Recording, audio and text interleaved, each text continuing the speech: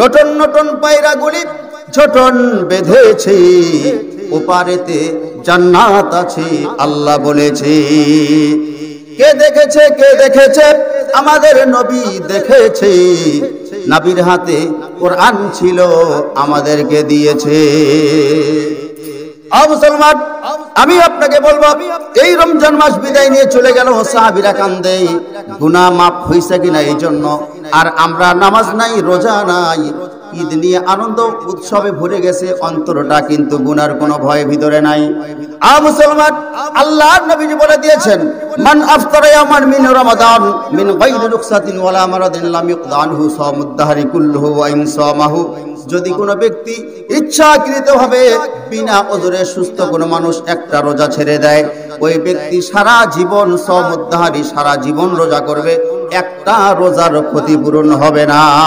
ভালোবেসে কাছে ডেকো, কণ্ঠে জাগিয়ে দিও রাসূলেরই গান, হাসরের ময়দানে করোনা গো অপমান প্রভু, হাসরের ময়দানে করোনা গো অপমান।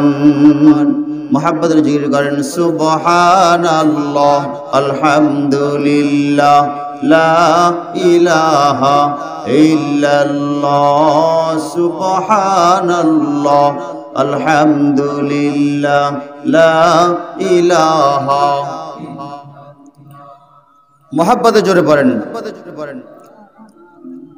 আলহামদুলিল্লাহ, লা ইলাহা ইল্লাল্লাহ, সুবহানাল্লাহ, আলহামদুলিল্লাহ, লা ইলাহা ইল্লাল্লাহ, লা ইলাহা ইল্লাল্লাহ, মুহাম্মাদুর রাসূলুল্লাহ সাল্লাল্লাহু আলাইহি ওয়াসাল্লাম। আলহামদুলিল্লাহ, যাবতীয় তারিফ ও প্রশংসা সেই মহান রব্বুল আলামিনের জন্য, যে আল্লাহ জাল্লা শানুহু আজকে দীর্ঘ একটি রমজান মাসের রোজা পালন করিয়া আল্লাহ পাক আমাকে আপনাকে সুস্থ অবস্থায় আজকে পবিত্র শাওয়াল মাসের প্রথম পবিত্র ঈদুল ফিতরের দিন ঈদের নামাজ পড়তে আসার জন্য আল্লাহ পাক আমাকে আপনাকে ঈদের মাঠ পর্যন্ত পৌঁছার মতো হায়াত এবং সুস্থতা দান করেছেন। শুকরিয়া আদায় করি আলহামদুলিল্লাহ। সম্মানিত উপস্থিতি, দরুদ পড়েছি, আবারও পড়ছি সেই মহানবীজির প্রতি, যেই নবীজি দুনিয়াতে উম্মতি বলে কেঁদেছেন, কবরে কাঁদতেছেন, হাসরের ময়দানে উম্মতি বলে কাঁদবেন।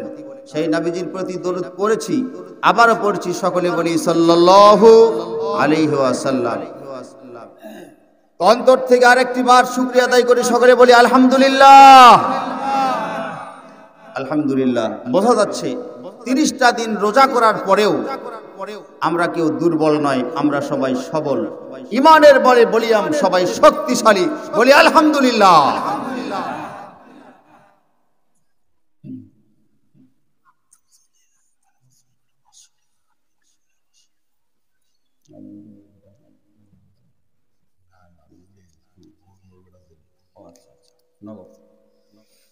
আলহামদুলিল্লাহ, আলহামদুলিল্লাহ।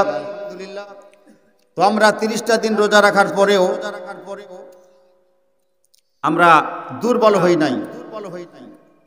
আমি অনেকবার বলেছি যে রোজা রাখলে মানুষের ওজন কমে না, পাপের ওজন কমে, বলেন সুবহানাল্লাহ।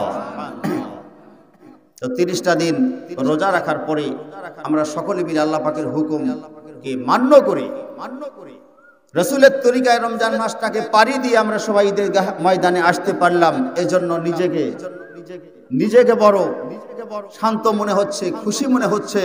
ঈদের খুশি তো তাদের জন্যে যারা এই 30টা দিন রোজা পালন করেছে, 5 ওয়াক্ত নামাজ পড়েছে, তারাবির নামাজ আদায় করেছে, সদকাতুল ফিতর আদায় করেছে, তাদের জন্য আজকে ঈদের দিন, খুশির দিন, বলি আলহামদুলিল্লাহ। সম্মানিত বাজানরা আমার, আজকে 30টা দিন রোজা রাখার পরে আমরা ঈদগাহ ময়দানে আসলাম। 7 দিন কাজকর্ম করার পর রবিবারের দিন যে গারস্থর বাড়িতে কাজ করা হয় 7 দিন কাজ করার পরে রবিবারের দিন সেই মালিকের কাছে গিয়ে এই কর্মজীবী লোকেরা শ্রমিকেরা তখন টাকা পয়সা চাইলে, যেহেতু তোমরা 7 দিন কাজ করেছো, আজকে তোমাদের বিল পাওয়ার দিন, তখন 7 দিন পরে তাকে বিল দিয়ে দেয়। মুসলমান 30 দিন চাকরি করার পরে 31 তারিখে 1 তারিখে বেতন দিয়ে দেয়। ঠিক এইরকম ভাবে যারা নামাজি, যারা এই পবিত্র রমজান মাসে 30টা রোজা করেছেন, 30টা তারাবি, 5 ওয়াক্ত নামাজ, সদকাতুল ফিতর, যাকাত সঠিকভাবে আদায় করেছেন, আল্লাহ পাক আজকের দিনে তাদেরকে আল্লাহ পাক বলেছেন আমি তাদেরকে তাদের প্রাপ্য আমি দিয়ে দেব। আর আল্লাহ পাকের প্রাপ্য যদি কাউকে দেওয়া হয় তাহলে তার নাম হলো জান্নাত। বলি সুবহানাল্লাহ। তো বড় দুঃখের বিষয়, রমজান মাসে রোজা নাই, নামাজ নাই, তাসবিহ তাহলিল কিছুই নাই, জিকির আজকার নাই। তারা আজকের এই দিনে আল্লাহর নবী বলেছেন রোজা 30টা করেনি, সদকাতুল ফিতর আদায় করেনি, তাদের জন্য ঈদের নামাজ নয়, তারা যেন ঈদগাহ ময়দানে আসে না। আল্লাহর রাসূল যেটা বলেছেন, আমার বলতে কি সমস্যা আছে বাজান? এই জন্য কারো বিরুদ্ধে কোনো ওয়াজ যাওয়া যাবে না, কারো বিরুদ্ধে ছাড়া কোনো ওয়াজও নাই দেশে। কোরআন হাদিসে কথা বলতে গেলেও যে বক্তা তারও বিরুদ্ধে ওয়াজ চলে যায়, তবে সঠিকটা বলতেই হবে। ঠিক কিনা বলেন? আমার বাজানরা, পবিত্র রমজান মাস যখন নাকি বিদায়ের পথে, ঈদের দিন সকাল বেলায় ফজরের নামাজ পড়ে হযরতে উমর কান্নাকাটি করতেছে মসজিদে নববীর মধ্যেই, কাঁদতেছে আর বলতেছে রমজান মাস বিদায় নিয়ে চলে গেল, আমার জীবন থেকে গুনাহগুলি কি বিদায় নিছে এটা তো আমার জানা নাই। এই বলে হযরত ওমর কান্দে, অজ্ঞান হয়ে আল্লাহর জমিনে পড়ে যায়, মসজিদে নববীর মাঝের মধ্যে পড়ে যায়। এরপরে পুনরায় আবার তাকে উঠানো হয়, হোশ ফেরত আসলে বলা হয় কেন আপনি এত আফসোস করতেছেন? ডাক দিয়ে বলে আমি হলাম অর্ধ পৃথিবীর প্রেসিডেন্ট, অর্ধ পৃথিবীর খলিফা, তাহলে আমি যদি জাহান্নামের আগুন থেকে মাপ না পাই, জীবনের গুনাহ যদি আমার ক্ষমা না হয়, আল্লাহ পাকের দরবারে জাহান্নামের আসামি হইয়া আমারে কাঠগড়ায় দাঁড়াতে হবে। মুসলমান, হযরত ওমর যার জন্য আল্লাহ পাক জীবিত থাকতে জান্নাত বাজেট করেছেন, আমার নবী বলেন মেরাজে যাইয়া দেখি কাচের একটা বিল্ডিং ঝলমল করতেছে, বলে ওই টাকার বিল্ডিং, ওই বিল্ডিং এর উপরে ওই গেটের মধ্যে হযরত ওমরের নাম লেখা। বলেন সুবহানাল্লাহ। মুসলমান, তাহলে ওমর দুনিয়াতে জীবিত থাকাকালীন জান্নাতের মধ্যে যার বাড়ি হয়ে যায়, সেই ব্যক্তিও রমজান মাসের শেষে কাঁদতেছে আমি ক্ষমা পাইলাম কিনা। হযরত ওমর, আজকে আমাদের নামাজ নাই, রোজা নাই, ঈদের মার্কেট নিয়ে পারাপারি। ওমরের জীবনের মধ্যে দেখলাম হযরত ওমরের স্ত্রী ডাক দিয়ে বলছেন স্বামী হে, আপনি হলেন অর্ধ পৃথিবীর প্রেসিডেন্ট, খলিফা, প্রধানমন্ত্রী, কিন্তু আমাদের কোনো পোশাক আশাক না নিলেও চলবে, কিন্তু ছোট্ট বাচ্চা আব্দুল্লাহ তার জন্য একটা পায়জামা পাঞ্জাবি আপনি বাজার থেকে কিনে আনেন। এবার তার স্ত্রী যখন এই কথাটা বললেন, হযরত ওমর বলতেছেন এই মাসে যা বেতন পেয়েছি বাজার সদা খেয়ে সব শেষ হয়ে গেছে, অবশিষ্ট কোনো টাকা নাই, যেই টাকা দিয়ে আমি ওমর প্রধানমন্ত্রী আমার সন্তানের একটা পায়জামা পাঞ্জাবি কিনবো। কথার দিকে লক্ষ্য করেন মুসলমান। অর্ধ পৃথিবীর প্রেসিডেন্ট, প্রধানমন্ত্রী, 1 মাসের যা বেতন পাইছে সব বেতন শেষ হয়ে গেছে, বাচ্চার জন্য, ছেলের জন্য পায়জামা পাঞ্জাবি কিনবে, সেই টাকা অবশিষ্ট হাতে নাই। বলে আশেপাশে প্রতিবেশীরা সবাই নতুন পাঞ্জাবি কিনবে, তাহলে আপনার সন্তানকে কি কিনে দেবেন না? এবার উনি চিঠি লিখলেন অর্থমন্ত্রী আবু উবাইদা রাদিয়াল্লাহু তাআলা আনহুর কাছে, ও আবু উবাইদা, আমার এই মাসের বেতন যা ছিল সব শেষ হয়ে গেছে, আগামী একটি মাসের বেতন কি আমাকে দেওয়া যায় অগ্রিম? আবু উবাইদা রাদিয়াল্লাহু তাআলা আনহুর কাছে চিঠি লিখলে আবু উবাইদা তখন কি করলেন, সঙ্গে সঙ্গে চিঠির অপর পৃষ্ঠে লিখে দিলেন, ও হযরতে ওমর, আমি আপনাকে 1 মাসের বেতন অগ্রিম দিতে পারি, কিন্তু তার আগে দুইটা প্রশ্নের জবাব আমারে দিতে হবে। এবার চিঠির অপর পৃষ্ঠে লিখতেছে, 1 নম্বর প্রশ্নের জবাব, আপনি যে 1 মাসের বেতন অগ্রিম চাইলেন, বলুন তো 1টি মাস আপনি কি দুনিয়াতে জীবিত থাকবেন? এই জীবিত থাকার গ্যারান্টি আমারে দেওয়া লাগবে। 2 নম্বর প্রশ্নের জবাব আমাকে আপনাকে দিতে হবে, সেইটা হলো আগামী 1 মাসের বেতন যে অগ্রিম 1 মাসের আপনি চাইলেন, ওই 1 মাস কি এই দুনিয়ার জনগণ আপনাকে ক্ষমতায় রাখবে? দেখেন, যেমন প্রধানমন্ত্রী তেমন অর্থমন্ত্রী, বলেন সুবহানাল্লাহ। আপনি যে 1 মাসের বেতন অগ্রিম চাইলেন, এই 1 মাস কি আপনি জীবিত থাকবেন, এই গ্যারান্টি আপনার আছে? আরেকটি প্রশ্ন, যে আপনাকে 1 মাসের বেতন আমি দিতে পারি, কিন্তু আগামী 1 মাস এই জনগণ কি আপনাকে ওই গতিতে রাখবে, ওই ক্ষমতায় রাখবে? এর নাম হলো ইসলামী খেলাফত মিয়া। বছরের পর বছর শুধু ক্ষমতা ধরে রাখবেন, এর নাম ইসলামী খেলাফত নয়। ইসলামী খেলাফত মানুষের মনোনীত, যতক্ষণ ততক্ষণ আপনি ক্ষমতায় থাকতে পারবেন। মানুষ চায় না আপনাকে সালাম দিয়ে গদি থেকে নেমে যেতে হবে, ঠিক কিনা বলেন? কিন্তু আজকে জোর যার মুল্লুক তার, এই চলতেছে বর্তমান পৃথিবীর অবস্থা। তাই কোরআন হাদিস তালাশ করে আমাকে আপনাকে জীবন যাপন করতে হবে। নতুন নতুন পায়রা গুলি ছোটন বেঁধেছে, ওপারেতে জান্নাত আছে আল্লাহ বলেছে। কে দেখেছে, কে দেখেছে? আমাদের নবী দেখেছে, নবীর হাতে কোরআন ছিল, আমাদেরকে দিয়েছে। মুসলমান, আমি আপনাকে বলবো, এই রমজান মাস বিদায় নিয়ে চলে গেল, সাহাবীরা কান্দে, গুনাহ মাফ হইছে কিনা এই জন্য। আর আমরা নামাজ নাই, রোজা নাই, ঈদ নিয়ে আনন্দ উৎসবে ভরে গেছে অন্তরটা, কিন্তু গুনার কোনো ভয় ভিতরে নাই। মুসলমান, আল্লাহর নবীজি বলে দিয়েছেন, মান আফতারা ইয়াওমান মিন রমাদান মিন গায়রি রুখসাতিন ওয়ালা মারাদিন লাম ইকদানহু সাওমুদ দাহরি কুল্লুহু ওয়া ইন সামাহু।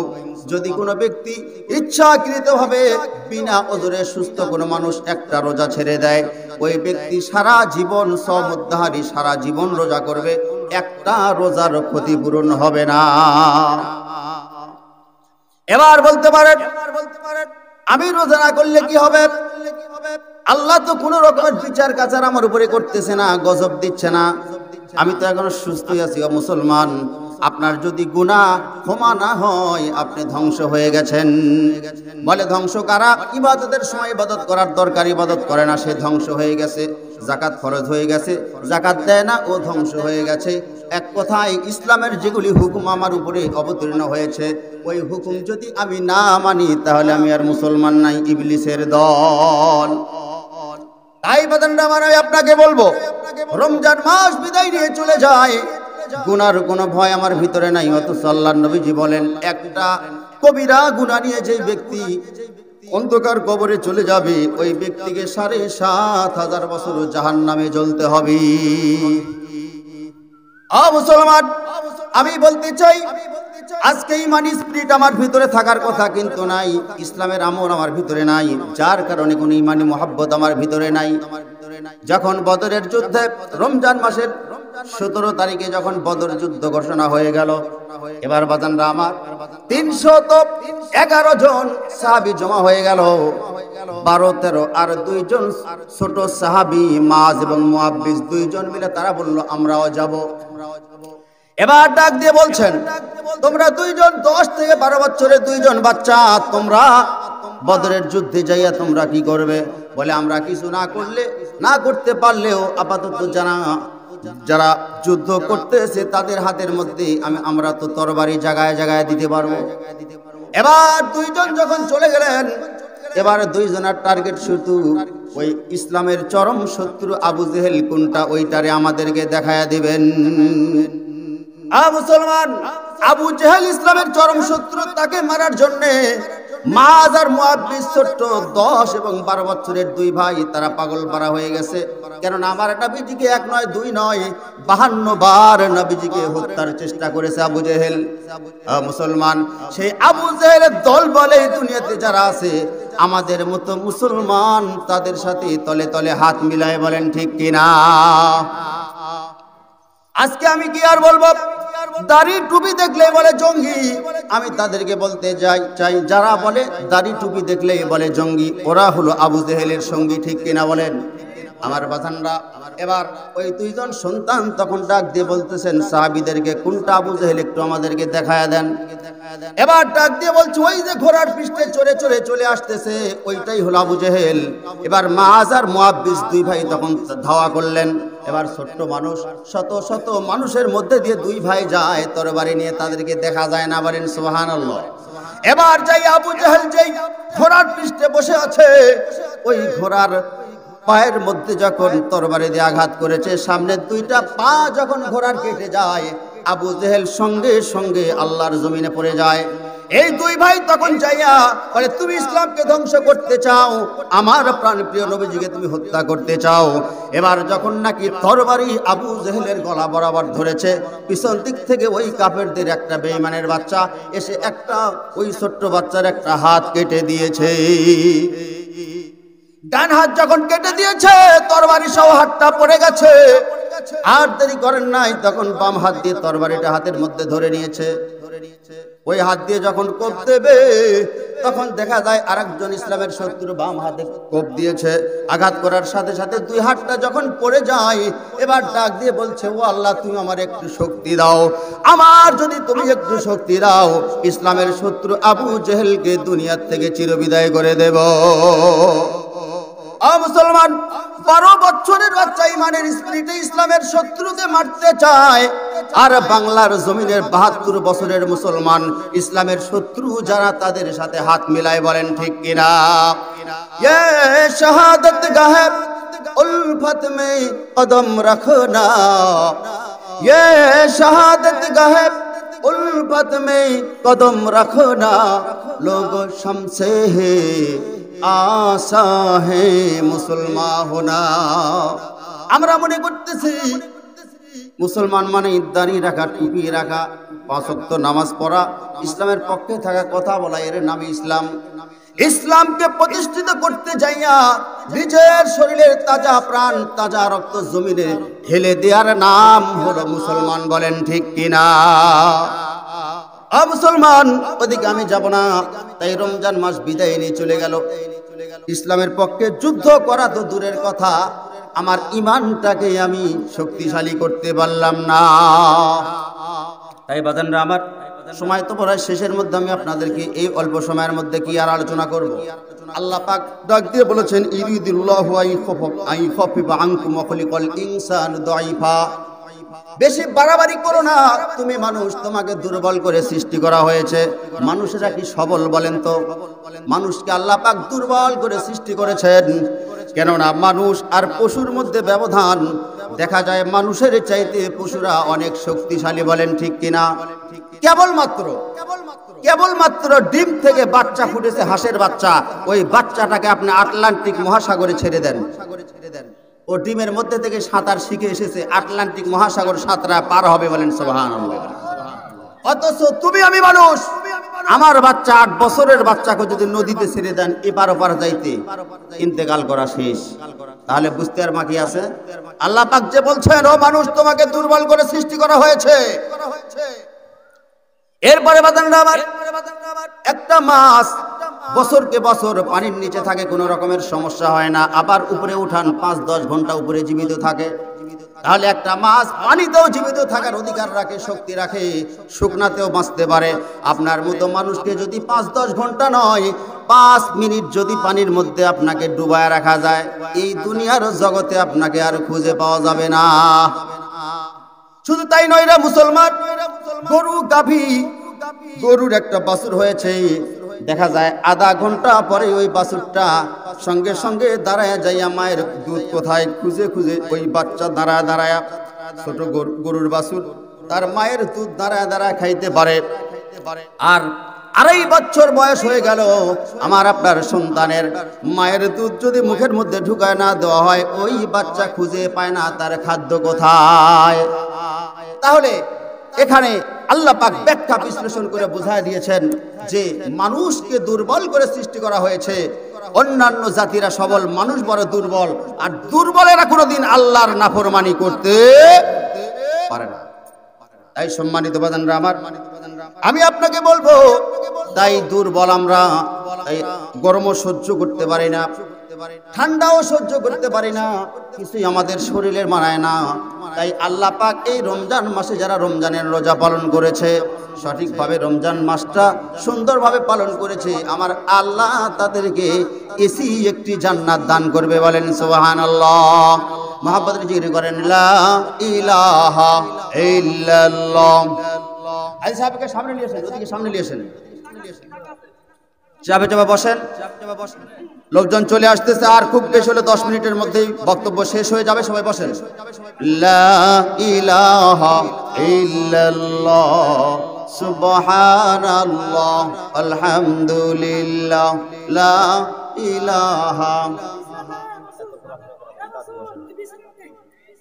লা ইলাহা